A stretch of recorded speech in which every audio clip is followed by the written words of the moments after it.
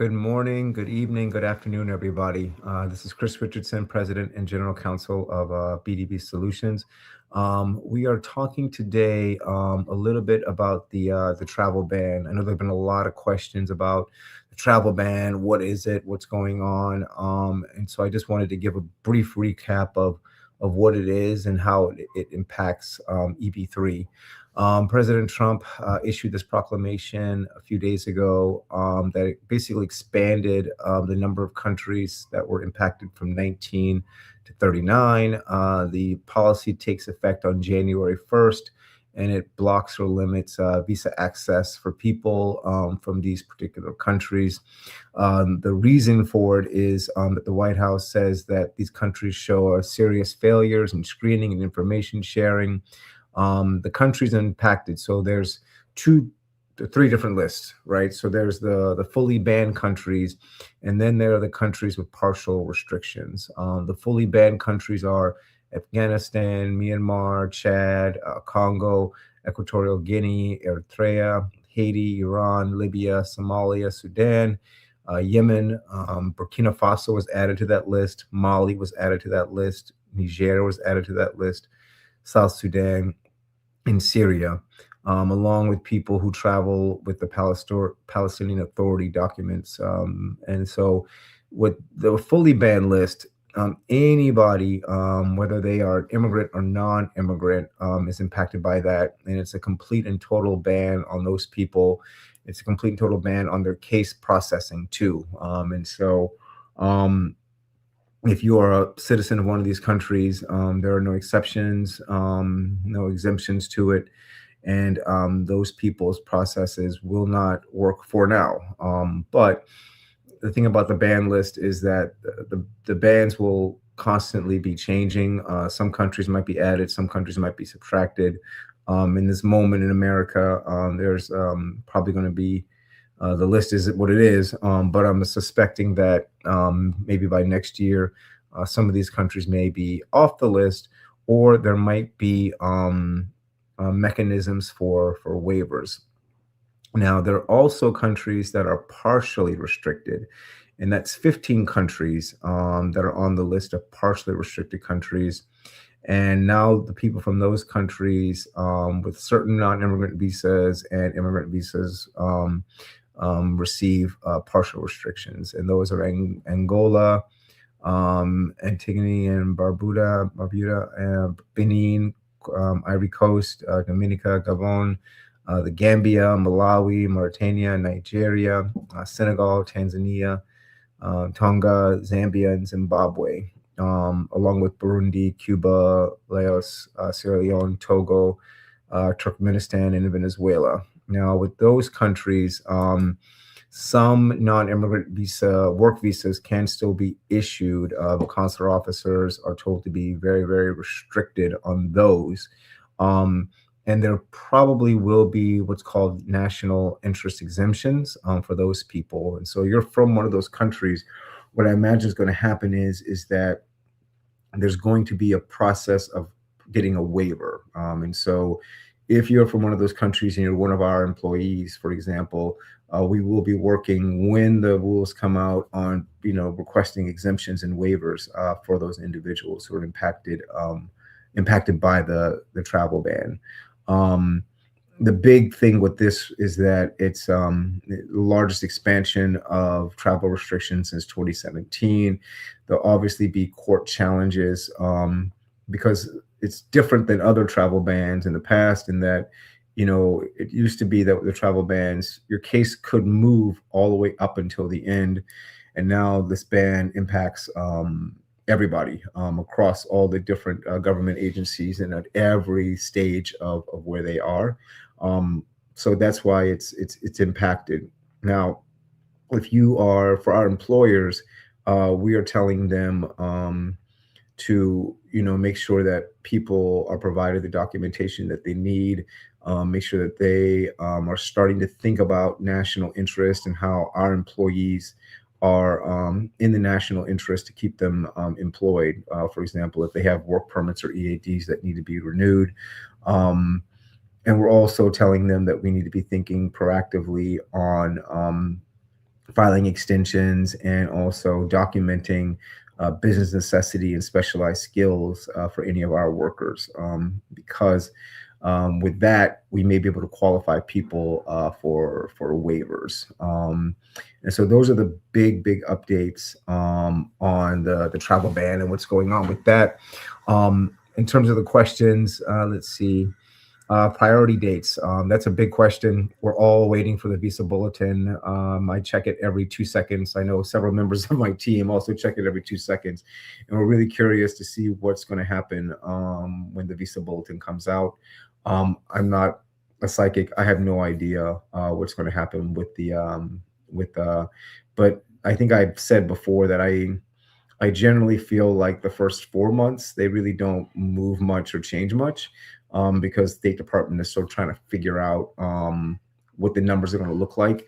It really isn't until February or March that we should see. If we're going to see a lot of movement, it'll be in February or March because then the State Department is going to know how their numbers look for the rest of the year. Let's see. I'm going to answer a couple of questions at least.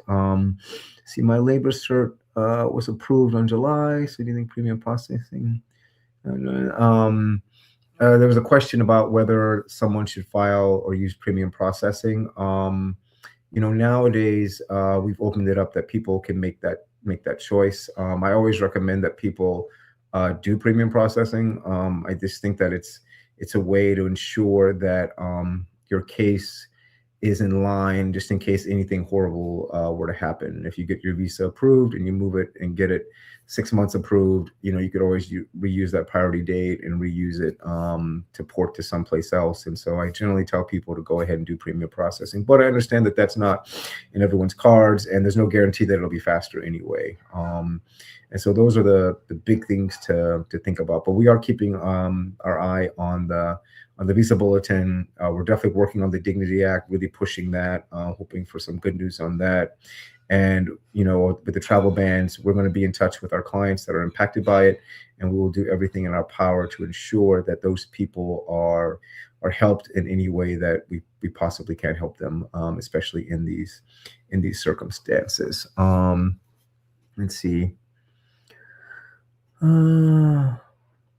Someone asked about family visas and whether they'll be allocated to EB applicants. Yes. So in the past, especially during COVID, so the way that the system works with the retrogression is that whatever is allocated to family-based that isn't used rolls down to the employment-based. Employment-based has about 140,000, but if the family-based numbers roll down, that tends to increase the number of visas that are available. And so, yes, I have heard that it's very likely, especially because of the bans and just because of the way immigration is right now, that there's going to be a lot of family-based cases that are going to roll over into employment-based, and that should increase the number of employment-based that are available, but we just don't know what that number is gonna look like. But yes, it is very likely that I would be very surprised if they used up all the family-based this year, and I can see that rolling into next year. And when those numbers do roll in, they tend to help marginally with retrogression, and they certainly allow for more to be issued than the normal 10,000. Let's see. Can a fast food crew member change his job and able to work as a bakery? Or so if this is a question about supplemental J's and whether you can go from a fast food crew member to a baker. I would talk about your specific job title, a specific role with one of our attorneys or our staff or team. I think that's always tricky. And I wouldn't want to give like direct legal advice about something like that over Facebook. But it is possible as I look from this far away, but you want to probably talk to an attorney just to make sure that that's something that they could potentially do. Let's see. Someone asked, any guess on when I'll be able to file AOS if their cases priority date is February 2022. I think we should know a lot by the January visa bulletin when it comes out, but I think we'll know even more when the February visa bulletin comes out, if that makes sense. Again, I don't see a lot of movement usually in January, but I might be surprised. I think most of the movement that we'll see will come in February or March. Let's see here. I'm waiting. So if you're from one of the partially restricted countries and you want to go for your interview, there's a question on here about if you're from a partially restricted country, can you go for your interview? My hunch is that no, but we're going to need to make an argument as to why you coming to the U.S. is in the national interest. And that's something that we'll work with the employers to do. And so if you're from a partially restricted country and your case is in the queue and your case becomes current, we would definitely reach out via the employer to the government to say that you coming to the U.S. is in the national interest. We'd make a legal argument and hope that that's accepted. That would allow for that. Let's see. Here's a question about why do some clients get rejected we have seen, so USCIS recently set up a new system. So the question is why have some clients been rejected? Their payments have been rejected 2 or 3 times by USCIS. What's basically going on is that USCIS created a new system where you don't do personal checks anymore. Instead, you have to fill out this form, G1450, and you fill that form out and you have to put in credit card information into that form. The problem is that it's an entirely new system. And so USCIS is seeing a higher number, USCIS has rejected a higher number of those cases. And that's not just BDV impacted by that. That's a ton of immigration attorneys that I know and I talk to have been impacted by it. Our government relations team helpfully reached out to USCIS, the highest levels of USCIS about this issue, in fact, and we're hoping to get it resolved. Our government relations team is working on it diligently. USCIS is actually working on it diligently as well because they've seen a higher level of cases that have been rejected as well. And when a case is rejected, you basically pack it back up and you send it back to the government for acceptance. But you know, if USCIS doesn't understand what's in the form, or if the credit card one number's off, or if the form has one letter off or one number off, USCIS has been sending it back. But USCIS hopes to solve all these issues or fix all these issues in the next few weeks or few days, because we have a ton of cases that need that. Let's see here. Let's see. So there's a question about again about the family-based cases. Again, if due to the bans, you have 39 countries that are banned, I suspect that the majority of those people, like most immigration, are family-based cases. Especially because of Nigeria being such a large number, and most of these countries being a large number, unfortunately, I can see that the numbers from the family-based, there'll probably be a surplusage of cases in family-based, and I can see that rolling into the other visa categories. It doesn't help for this year, but it certainly would help for 2027. And I don't know if help is the right word. You know, immigration really is, the one thing I don't like seeing and I don't like feeling is that the pain and suffering of one immigrant should help to benefit other immigrants, for lots of reasons, but also because your day might be coming too, right? Where, you know, you're like, oh, those countries got banned, I'm so happy, but your country might be the next one tomorrow that gets banned. And so it's never a good thing or a good feeling to know that anybody is restricted in that way from coming to the United States. But yes, you know, hypothetically, the more countries that get banned, the more it probably helps on the margins with family-based case numbers. But again, that makes it harder for everybody in the short term and in the long term. Let's see. For family reunification, is it a good strategy for my wife abroad to be the principal EB3 applicant while I remain in the US with a pending asylum? Um, Obviously, all caveats. I'm not your lawyer. I am a lawyer, but I'm not your lawyer, so I don't know like the full extent of your cases and your information. But yes, if the purpose is family reunification, um, your wife continuing with the EB3, or your wife doing the EB3 while you're in the US on pending asylum, seems to be a good strategy and probably a good way to get her to the US. At one point, pending asylum cases where you could adjust status on those.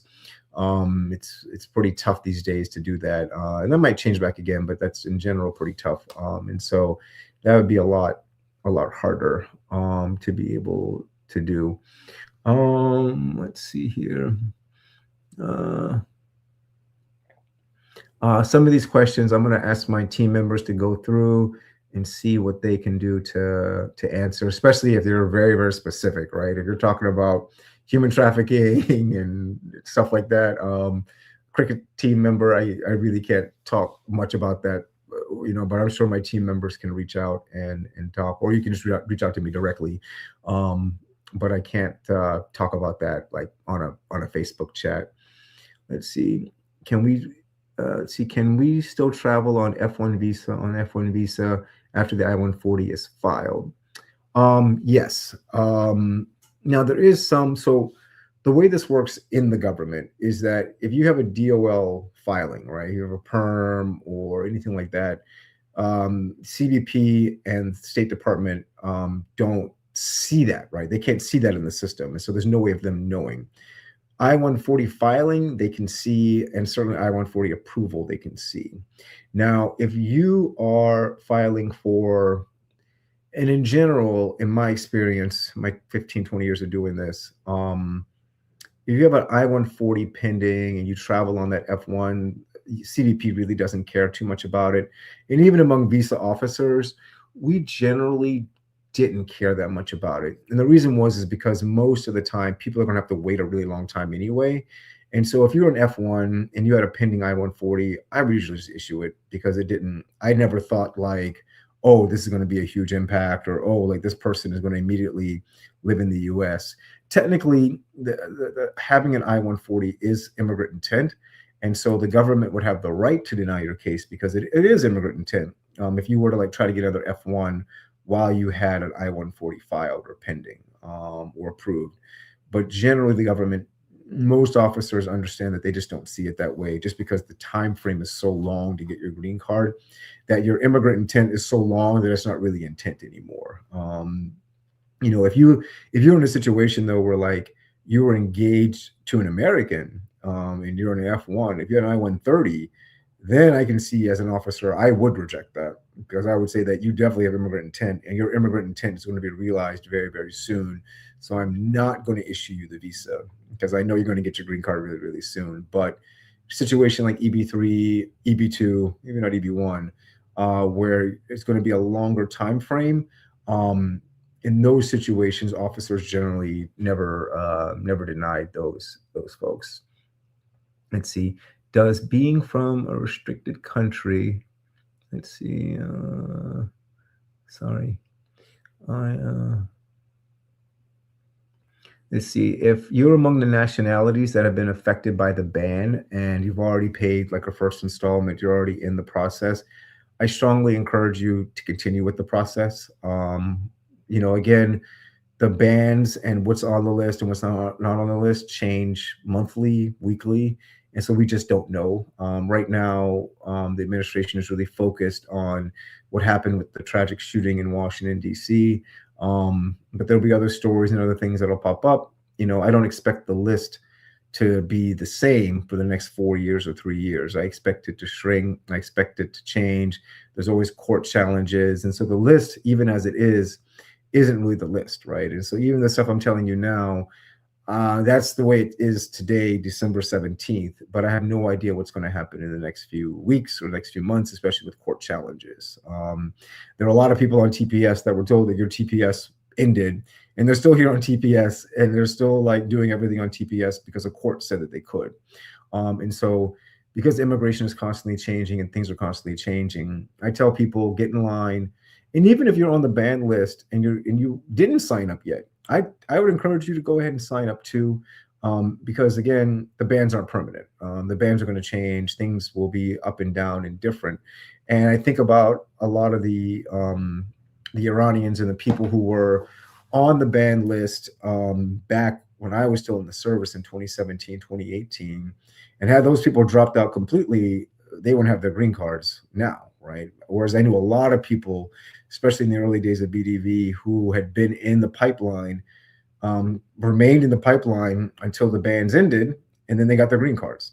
And so the ban isn't permanent. And it isn't even permanent for the next 3 years. There's always going to be changes.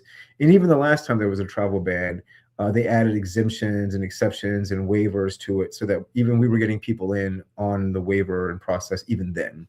And so whether you're in the first installment, whether you're thinking about doing the process, I tell people just get in line, because I think that getting in line now will help you, especially if you're in a situation where it changes. Someone asked, does being from a country fully restricted have any impact on approved EB2 candidates awaiting their priority date? And they're in the US currently. Unfortunately, it does. And that's primarily because the president said that even on the partial list, even if you're EB2 or EB1, you just have to wait. That the current situation is those countries are that you can't touch those cases. You can't move anything on those cases. So you're waiting anyway. But if your priority date, you expect it to be current in 6-7 months, then that's a problem because you're going to have to wait. But if your priority date is something where you probably weren't going to be current in 2 or 3 years anyway, so you should probably just wait because your case at one point will be current. And hopefully by then, a lot of these bans might be changed and the situation might be changed too.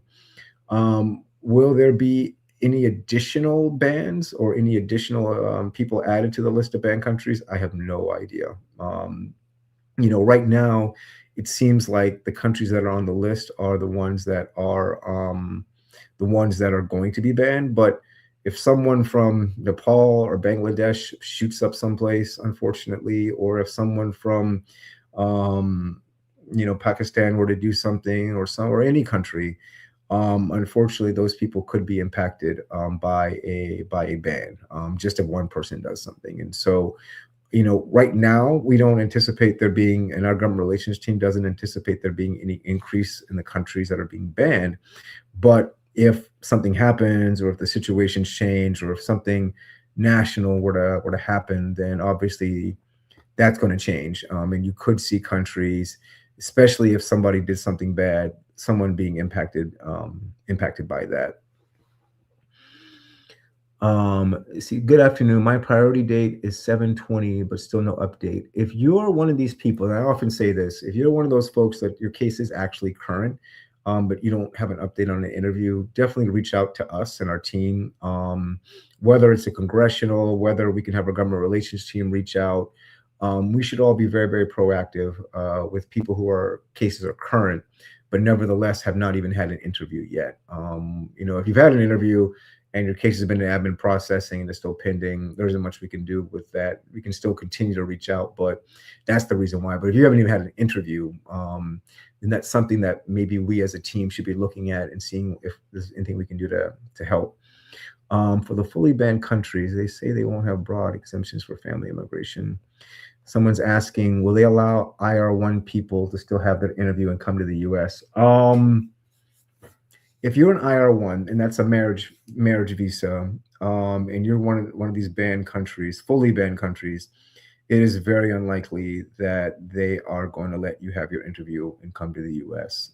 They are going to be incredibly difficult, especially with the fully banned countries. Now, they don't have a waiver process right now for the fully banned countries, but I suspect that with the lawsuits coming, with State Department having to negotiate on some of this stuff, that and there will be lawsuits that IR1s, especially marriage cases, I can see them making pretty strong exemptions for those folks. There've already like a ton of lawsuits out there on every different angle, including this one here. I can see the government making an exemption for the IR1s because it's a marriage-based case and you're married to an American. And those people usually have the strongest solid footing in the law. And so, and even the last time around when they did the ban, they had to carve out exemptions for the IR1s. And so I think that, for people who are IR1s or, anybody really, it's wait and see because a lot of this stuff was just announced like yesterday, but people are already writing lawsuits and some of those lawsuits will win. We just don't know which ones they will be. Let's see. We are under pending AOS. We want to travel by the end of the year to our country, Colombia, for short vacations. Let's see. If you're a pending AOS, do you think it's safe to travel? Yes.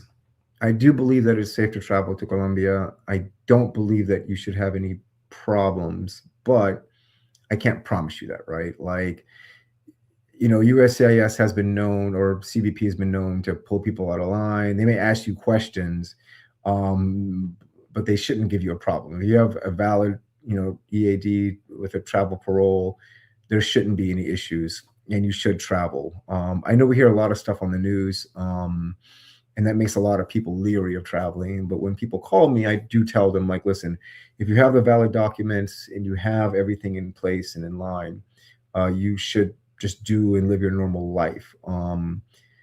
Is there a chance that, there might be something that goes one way or go another way? Possible. But, I've had a lot of people call me and ask me, should I travel? 9 times out of 10, I tell them to travel. They travel and they're fine. Right. But I can't promise you won't be that 10th person that has the issues. And if you are to call me, be like, you told me to travel, Chris, and now I'm stuck here in Colombia. Call me. But generally, though, I've not seen any problems with people traveling. Let's see. Is it practical for my wife abroad to successfully get EB3 consular processing in Iowa without involving my adjustment of status? Yes. And so if your spouse has the I-140, and is doing consular processing, but you are doing adjustment in the U.S. or in the U.S., I think that's fine. A lot of people do that because they like having that backup option. Lots of people, in fact, do that because if one spouse's thing goes wrong, the other spouse, is still going. And a lot of couples do that where they want to have like multiple stuff. I only have a couple of more minutes, but I did want to see what I can answer, and maybe I'll have to come back next week to answer some of these questions too. Let's see here. Someone asked, why do I think the visa bulletin hasn't come out? In January, it's usually a little bit later. So I think you had the government shutdown, and therefore the State Department is trying to get stuff back up and running. Two, generally in December, it's usually the second or third week. And so if it doesn't come out today, it'll definitely come out tomorrow. So we should hear something soon. But historically, this week is the week it usually comes out. I know usually it comes out earlier, but this is the 1 week where the government is trying to get its stuff together. And so that's why the visa bulletin hasn't come out. Again, if your case is current, reach out to us. Let's see if we can get our government relations team to help with that. Someone asked, is there any chance that not counting the family members in the EB3, if they pass the Dignity Act, that's exactly what would happen. Someone asked if they didn't count the 10,000, if they didn't count family members, would that help? That would help tremendously, actually. If family members weren't counted a part of the 10,000 limit or any of the EB limits, that would almost double the amount of green cards that would be available. Actually, more than double, because about 60% of the 10,000 or 60% of all EBs are taken up by family members, spouses, and kids, maybe even a little bit more. It might be higher, maybe closer to 65, maybe even as high as 70% I've seen of all EB applicants aren't actually taken up by people who aren't actually working, taken up by spouses and kids. And so that's why it would be really, really important if something like the Dignity Act were to pass. And that is something that BDV and actually a lot of our competitors have been working on. We've been working with them as well on this. I know that we're all competitors and we're all, but obviously if that helps, one company, it helps all of our companies. And so that's something else to consider. All right, guys, I know I have a lot of other questions on here. I'm going to ask my team members to look through and see what they can answer. I'm going to try to do another one of these, maybe a Christmas special next week, or right before Christmas special next week, to see if I can get through to some of these other questions that I didn't get a chance to answer. But thanks everyone for tuning in, and I hope to see you again next week. Thanks.